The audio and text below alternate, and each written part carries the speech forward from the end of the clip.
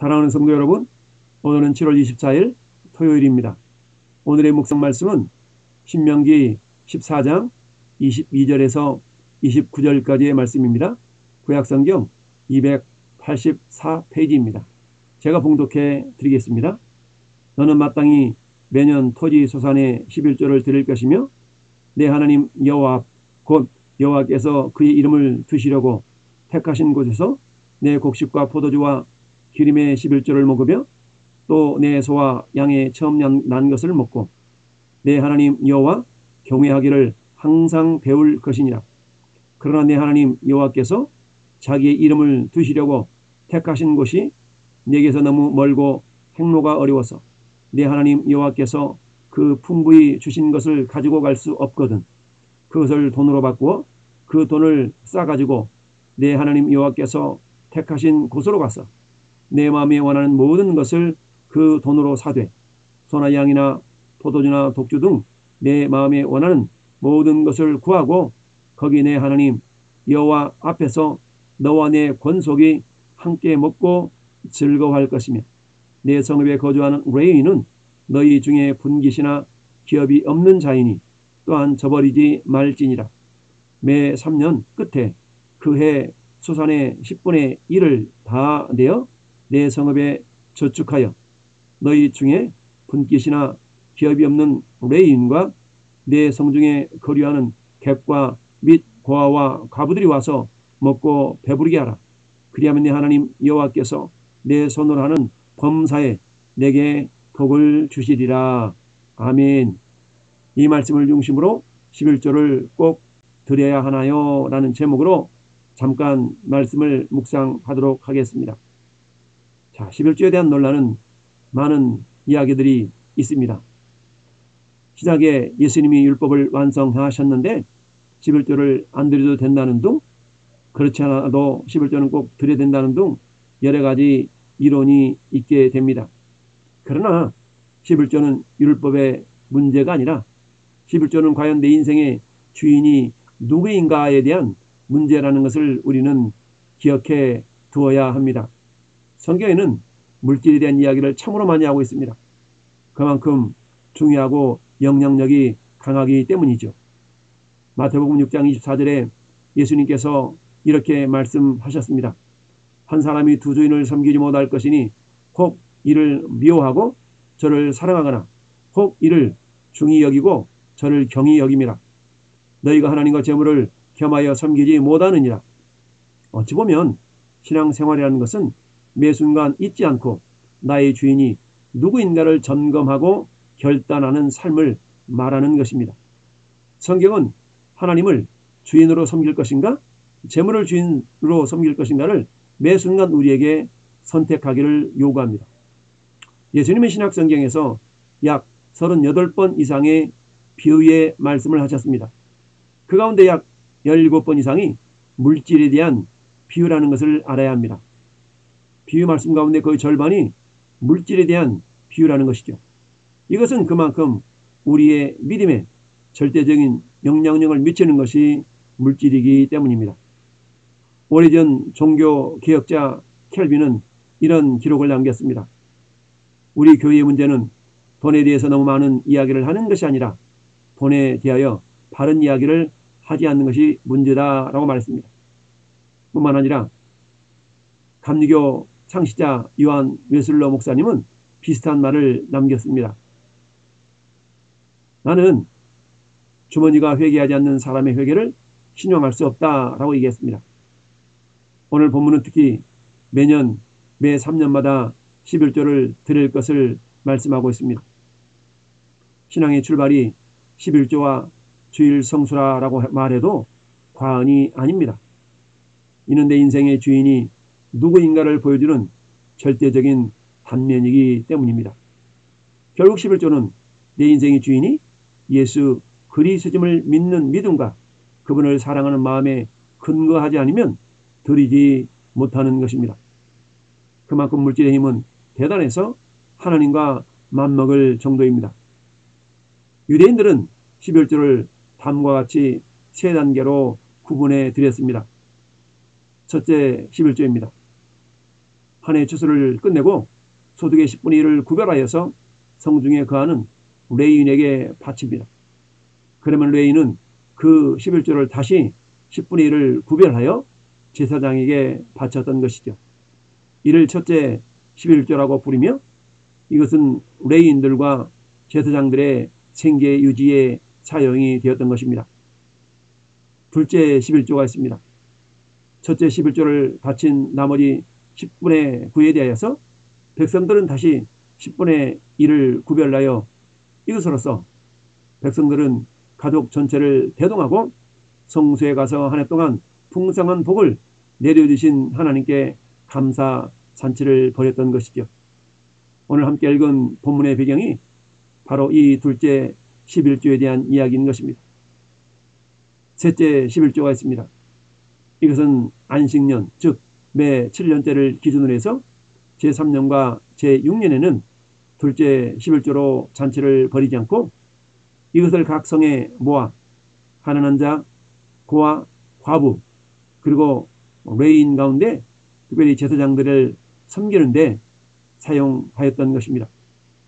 이상에서 살펴보았듯이 11조의 정신은 다음과 같습니다. 첫째는 우주 만물 모든 것의 주인이 하나님이심을 인정하는 것이죠. 학계 선지자는 학계서 2장 8절에 은도 내 것이요 금도 내 것이라 만군의 여호와의 말이니라 라고 고백했습니다. 다윗은 성전을 건축함에 있어서 많은 이스라엘 백성들과 더불어서 본인도 헌신적으로 하나님 앞에 예물을 드릴 때에 이렇게 고백했습니다. 역대상 29장에서 모든 것이 하나님이 주신 것이온데 다시 하나님께 돌려드립니다 라고 고백했습니다. 11조의 정신 두 번째는 하나님께서 베푸신 은혜에 감사를 표현하는 것입니다.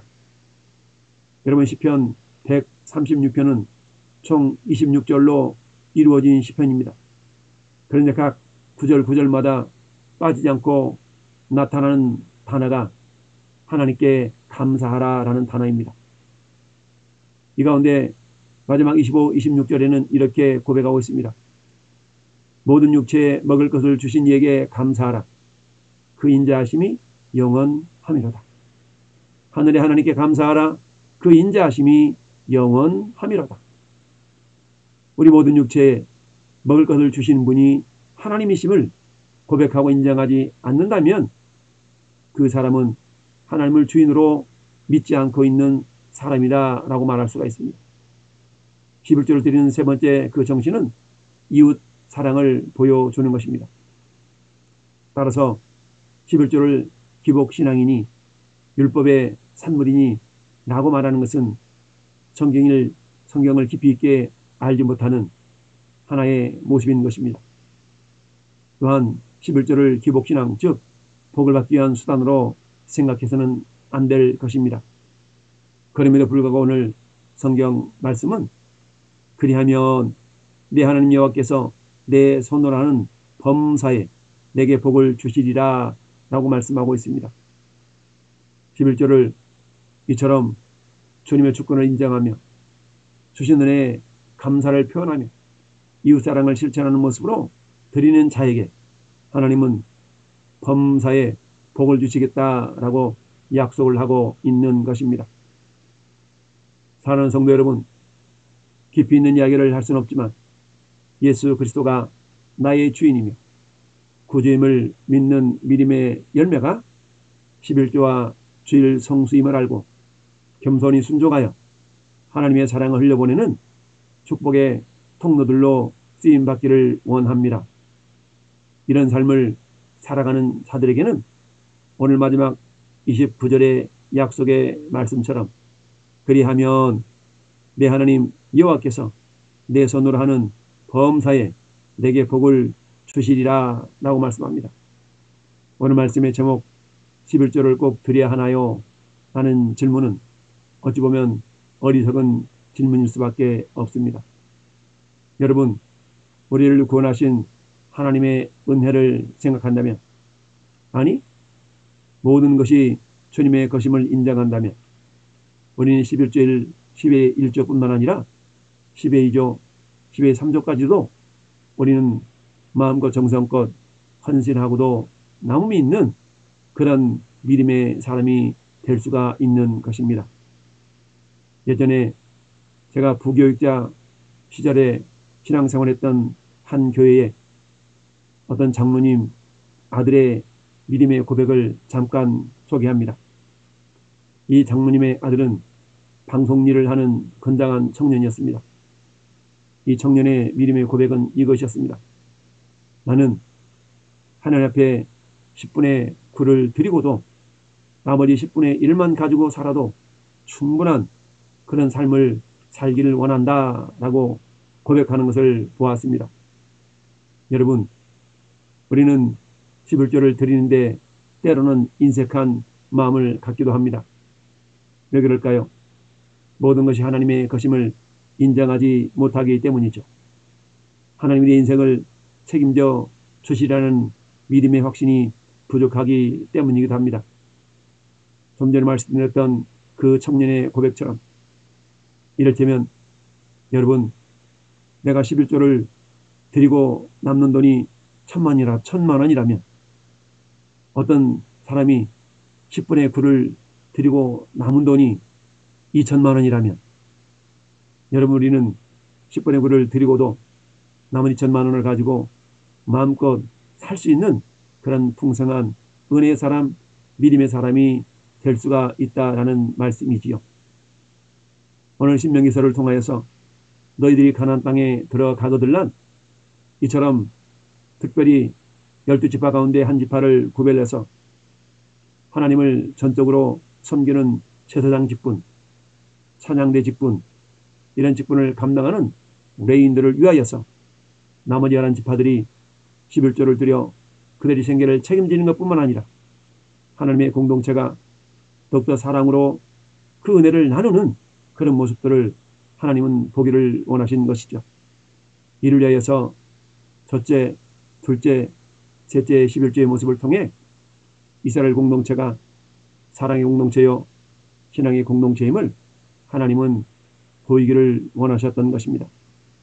사랑하는 성도 여러분, 오늘 주말을 맞이해서 겸손히 주님의 주권을 인정하고 우리 하나님께서 내 삶의 모든 것을 책임지시는 하나님을 믿는 믿음으로 걸어간 주일을 준비하며 11조는 신앙의 고백이요 우리 하나님 앞에 나아가는 겸손한 신앙의 출발점임을 기억하면서 저와 여러분들이 11조에 승리할 수 있기를 예수님의 이름으로 축원을 드립니다.